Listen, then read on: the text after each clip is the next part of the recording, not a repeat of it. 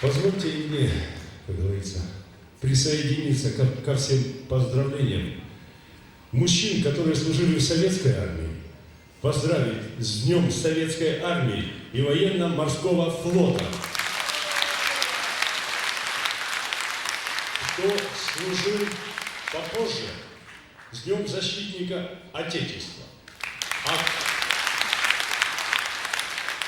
А кто, как говорится в народе, откосил, ну, того с праздником МПП.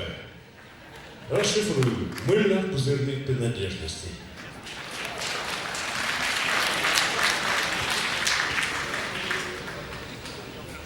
Праздник серьезный, праздник военный. И память о солдатах навсегда останется, пока мы живы, память о них жива. А умирают солдаты дважды, от штыка и от пули вражьей, и спустя много лет в грядущем от забывчивости живущих.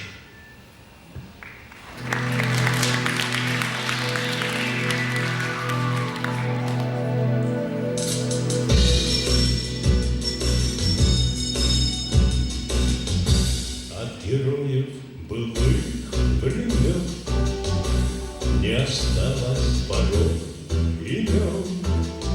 Те, кто приняли смертный бой, стали просто землей и травой. Только грозная доблесть их поселила сердца живых. Этот вечный огонь нам завещанный от них, мы в груди храним.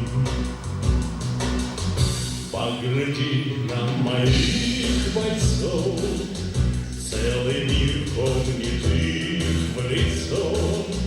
Вот застыл батальон в строю, снова старых друзей узнаю. Мне таких больше не найти, трудный путь им пришлось пройти.